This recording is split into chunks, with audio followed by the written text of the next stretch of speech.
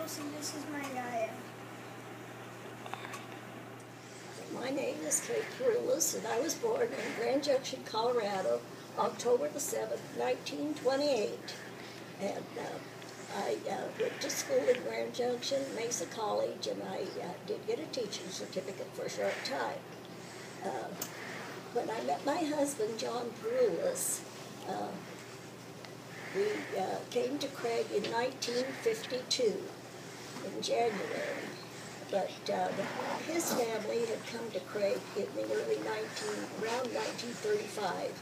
He was in the sheep business. He bought a ranch and homesteaded up in the Black Mountain area. I want to thank Mrs. Arnett and you for letting me come to your class and sharing my story with you. When I first came to Craig, we came through Rifle, and the road to Rifle, the highway was paved, but when we got to Rifle, coming through Lincoln to Craig, it was a gravel road.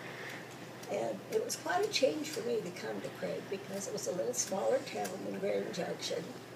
There was a lot of snow. It was the midwinter, and we used to have really good, hard winters here. I'll continue with finding things that I saw in Craig when I came. There were no one-way streets or no stoplights. There was, it was kind of a different for me. There was no malls. Most of the downtown was the Yampa Street. And there was a railroad depot that people could go to Denver in the railroad, and there was also a bus that went to Grand Junction. Sunset School was here, and it was all fairly new, but all around here was alfalfa patches. There wasn't a lot of other building around this area.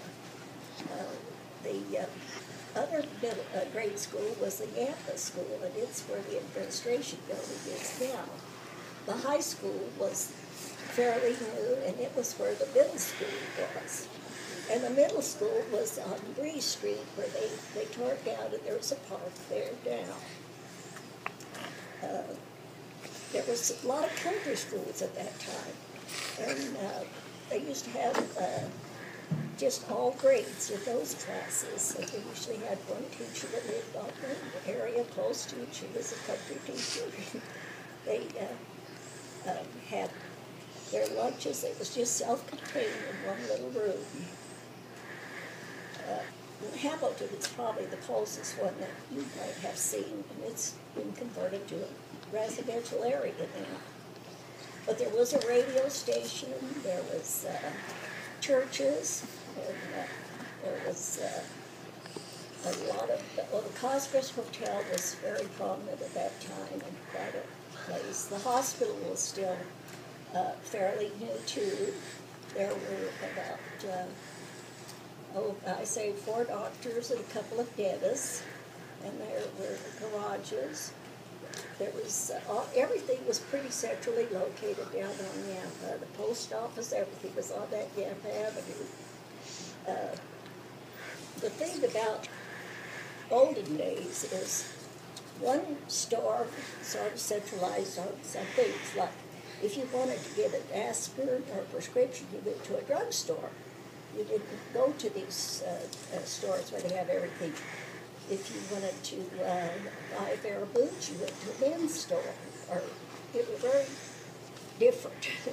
I could name a number of the stores that were in the downtown area, but it was very busy. And there was Penny's, there was a Betty shop, March Bar, there was a Schaefer shoe store, Hester's and Savage Jewelries, Irish Saddle Shop, Seaman Hardware, Rogers Hardware, Moffat County Lumber, Golden Rule, Palace, and the Callens were the drugstores, and they also had a soda fountain, which was kind of unique. You could go in and sit there, and they would give you either an ice cream cone or root beer float or ice cream soda. I mean, it was kind of, a lot of people took advantage of that because it was kind of fun.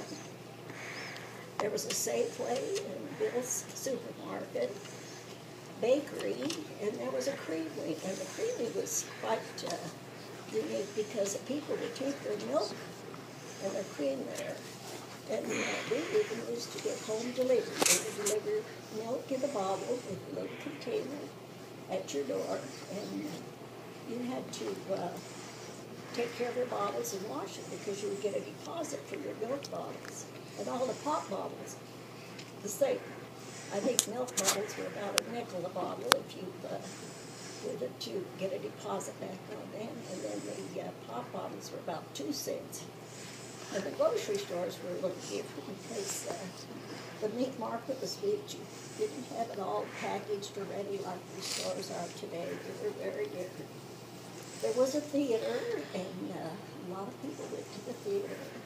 But in those days, people, they didn't have TV, and they would visit a lot. And neighborly, it was, even on the ranches, people would go miles to visit with their neighbor down the road. I remember some of the dances in the old schoolhouses, too. That was a lot of it. And even when we were in Craig, you would run to the store every time you needed something. You would borrow a cup of sugar from your neighbor, or if you were baking and needed a little something, you would just go next door, borrow from your neighbor, then return it when you got back there.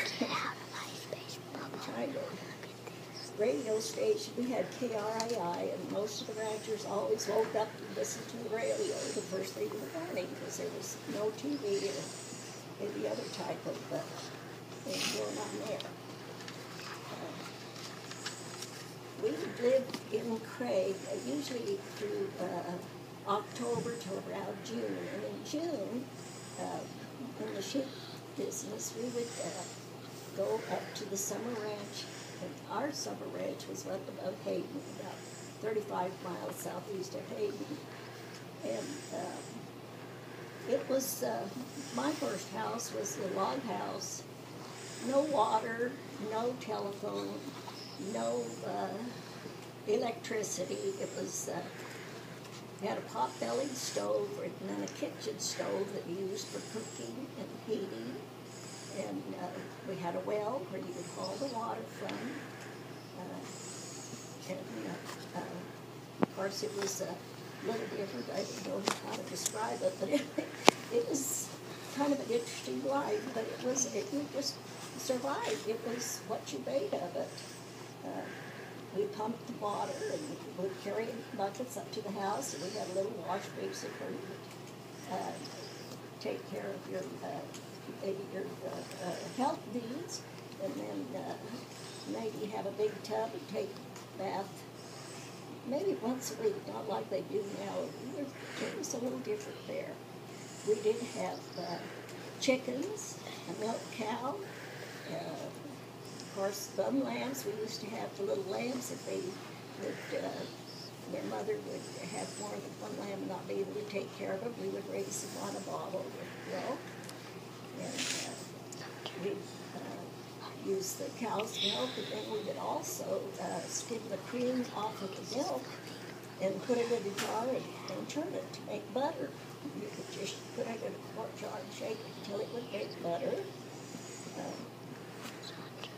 Trying to think some of the other things that we did. We had a garden, and we did a lot of canning. We would put up fruit and vegetables in jars, which was almost a lost art now. It was just part of our routine for the summer. The summers were really busy because you got ready to have all this so you could have it all there. And it was part of the ranch life. In the fall, we would trail the sheep down, and they used to trail them right through the town of Craig. I mean, we'd go through the town of Hayden, through the town of Craig, and take them up to the winter country where they would stay for the winter months. And lots of times they used to have to feed them, but during the winter, if there was too much snow, they would have to supplement feed them with hay or corn. And then it was kind of a routine year because the next year then we would start back with the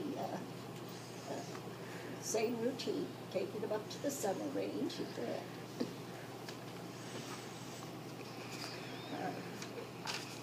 Anything else I might mention here? moved into our house on Granny Street in 1954, and the streets were not paved there. And in the winter, we would have to park across the street because it was so muddy you couldn't go across to the house because you'd get stuck.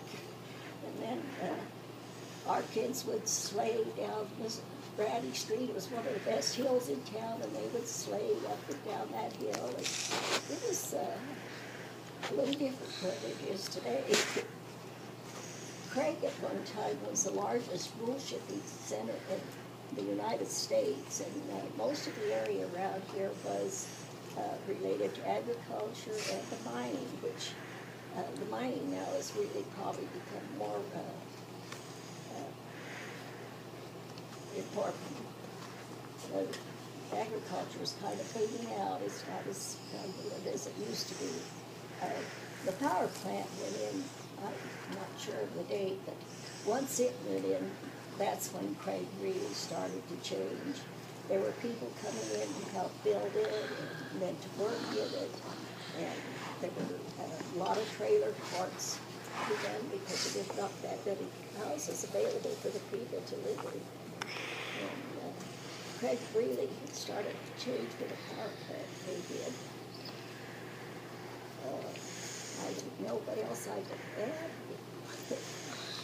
I know you can see Craig now and maybe relate to some of the changes that I've seen, and I'm sure there'll be more changes, but it is a nice city, and I'm sure we're happy to live here. It was West Theater, yes.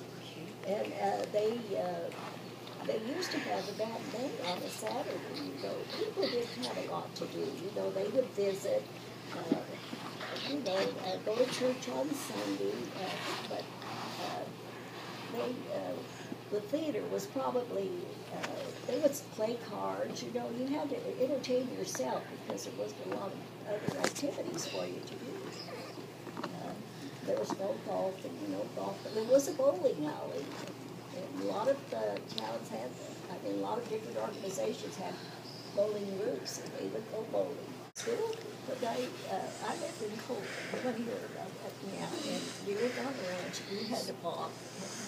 We always said it was 2.5 miles to and from, but it never was that far. But we would walk, and the snow sometime would be knee-deep. And it was a sort of a country school where we lived, because Colton was a very small town, too. And on occasion, we would get to ride a horse, and my older sister would usually ride in the saddle, and then my other sister would ride in the back, and I'd ride in front of the saddle. And I'll remember one time we were coming home, and she let the horse drink some water, and I fell down the neck of the horse when she went down to drink water. Well, it was kind of modest. Usually a kitchen table, a dining room table. You really revolve around your meals. That was it. And actually, I got a lot of leisurely chairs or anything to sit in because it was, the days were short. You had a kerosene lamp. You didn't stay much. You didn't stay up late at night because there was just not a lot to do. My older sister loved to read. And we would sleep through the bed, and she would read with candle light, and she loved to read these stories. You had to just do what you could. No television, honey. In fact, we had a radio that worked on batteries because we didn't have electricity. And there used to be a lot of serials that would come on, and we would just huddle around the TV around the radio to hear. It would be like a sequel. You'd hear about it, and then you'd wait till next week to see what would happen. My older sister could take a milk bottle, and 2 milk bottles, and it was 11 cents then, and the 3 of us would get into the movie with another guy. It was just how you could, they would accept even the milk bottles at the movie theater because you had a deposit on those.